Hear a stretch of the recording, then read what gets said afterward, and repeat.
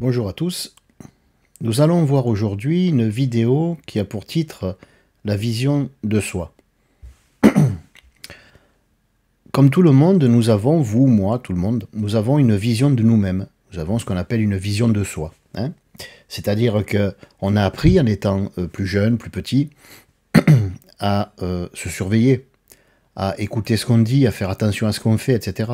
On nous disait, plus jeune, mais que fais-tu? Pourquoi le fais-tu? Où comptes-tu aller? Que comptes-tu dire? Que comptes-tu répondre? Etc. On nous a beaucoup interrogés, on nous a posé beaucoup de questions. Or, la seule façon de répondre à l'ensemble de toutes les questions qu'on nous a posées, c'était de répondre de soi, de répondre de nous-mêmes. C'est-à-dire qu'on n'a pas besoin de demander à un enfant qui s'approche d'un bonbon que comptes-tu faire ou que vas-tu faire ou que vas-tu faire avec ce bonbon. C'est idiot. Bon.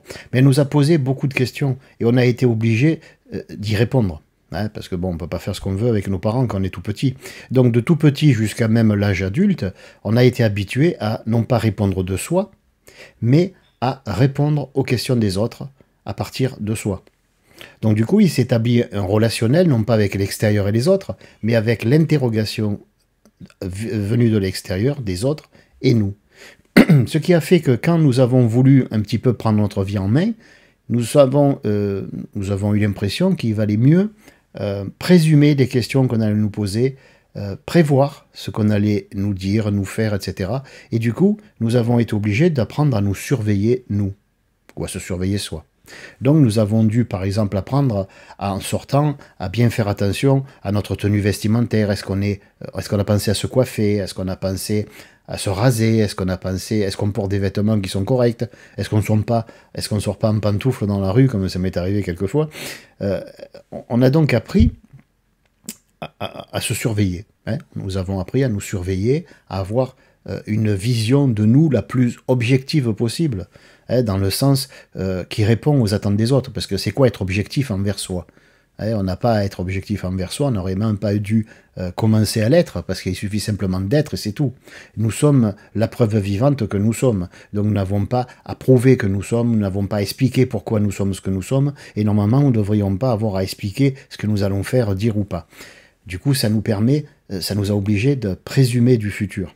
Et en présumant du futur, nous avons été obligés d'aller loin dans le futur et de revenir vers soi de manière à avoir une image de nous-mêmes. Donc on a extrapolé la vision que nous avions des autres et nous l'avons transformée en vision des autres et vision de nous-mêmes. Bon. Donc nous avons une vision de soi, nous avons une vision de nous, et cette vision de nous fait qu'il y a nous et la vision que nous avons de nous. Il y a le soi et la vision que nous avons de soi, la vision de soi. Mais le problème, c'est que s'il y a nous et la vision de nous, sachant que cette vision de nous vient des attentes plus ou moins frustrées des autres, vient des interrogations des autres, donc pas de nous, mais de l'extérieur et des autres. Sachant cela, et comme il y a maintenant nous et la vision de nous, ben, il y a un de trop. Pour être un être qui ne soit pas tout le temps dans la dualité, nous devons réapprendre à nous passer de la vision de soi, c'est-à-dire de ne plus faire appel à la vision de soi, ce qui ne veut pas dire se négliger ou ne pas veiller sur sa tenue vestimentaire, etc. Ça veut dire simplement que nous ne devons pas rencontrer quelqu'un en se disant « s'il me dit ça, je dois y dire ça, si il me regarde, ça voudra dire ça, si je me comporte gentiment, je pourrais l'amadouer, si je le terrorise d'entrée, je pourrais le manipuler ». Toutes ces choses-là ont formé ce qu'on appelle la vision de soi. Donc il y en a un de trop, encore une fois. Il y a nous et la vision que nous entretenons de nous-mêmes. Et c'est pour ça que nous sommes en pleine dualité, parce qu'il devrait y avoir que soi et seulement soi. Et ce soi rencontre des expériences, il les vit plus ou moins bien, mais c'est son problème. Et si c'est les autres qui ont un problème, ben c'est leur problème et ils le règlent. Mais il ne devrait pas y avoir dans cette interaction entre nous et ce qu'on appelle, soi-disant, le monde extérieur et les autres, il ne devrait pas y avoir de vision de soi. On pourrait presque dire, avec un peu d'humour, qu'on n'a pas à se critiquer. Laissons cela aux autres. Ils le font si bien et si mieux que nous-mêmes. On pourrait presque dire qu'apparemment ils sont venus pour ça, pour critiquer, pour commenter, pour dire tu devrais ceci, tu devrais cela. Mais ça, c'est leur vision. Mais dès l'instant où on commence à épouser un tout petit peu leur vision, ça devient la vision que nous avons, nous, à notre propre sujet. Et du coup, nous devons nous conformer par la suite à cette vision de soi. Et on n'a même plus besoin que les autres nous emmerdent pour s'empoisonner la vie tout seul comme des grands. Parce que nous avons cette vision de soi, qui bien sûr à l'origine provient des autres, de leurs critiques, de leurs besoins, de leurs attentes frustrées, de leurs attentes tout à fait légitimes par ailleurs, peu importe. Mais normalement, il devrait y avoir nous et seulement nous. Or, il y a nous et la vision que nous avons de nous. Et c'est cette vision qui nous empoisonne la vie. La preuve. Par exemple, vous êtes chez vous, vous discutez avec quelqu'un, et vous dites, dans 1 heure, j'ai rendez-vous avec mon patron, je ne sais pas ce qu'il veut, sûrement il va vouloir ceci, il va vouloir cela, et on commence à se faire des films, à se faire des plans sur la comète, comme on dit, et la personne qui est en face de nous, elle dit, mais attends, tu parles de quoi là? Ben de mon patron, mais il est où? Il n'y a que toi et moi ici dans la pièce. Pourquoi tu me parles de ton patron par avance, alors que tu vas le rencontrer que dans 1 heure ou 2, par exemple? Parce que nous accompagnons les choses, nous les présumons, nous les devançons. Donc la personne va commencer à penser à la réunion qu'elle aura avec son employeur. Autant elle va être annulée au dernier moment. Hein. Bon. Mais on va penser à cette réunion, on va se faire des films et on va essayer de se mettre à la place du patron pour voir ce qu'il pourrait nous dire de manière à prévoir ce que nous allons lui répondre. Je pense que c'est vrai. Hein. C'est comme ça que nous agissons tous, peu ou prou. Bon. Mais nous le faisons tous un tout petit peu de temps en temps. Et il y en a qui le font très souvent. Il y en a qui sont devenus de véritables moulinettes mentales, à tel point qu'ils disent « je n'arrive pas à arrêter la moulinette mentale ».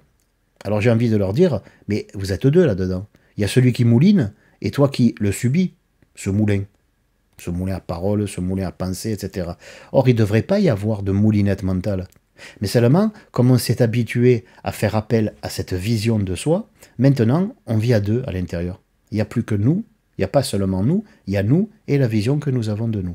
Alors c'est très important, c'est pas facile à expliquer, mais il faut comprendre que cette espèce de séparation, de dichotomie, c'est le terme exact, cette espèce de séparation que nous avons fait entre nous, nos véritables besoins, notre véritable être, et la vision que les autres ont projetée sur nous et que nous avons fait nôtre, que nous avons épousé plus ou moins, hein, même en partie, eh bien, cette partie de la vision des autres nous regarde à chaque fois. C'est un petit peu, en le prenant à contresens, ce que disait Victor Hugo, l'œil était dans la tombe et regardait Caïn.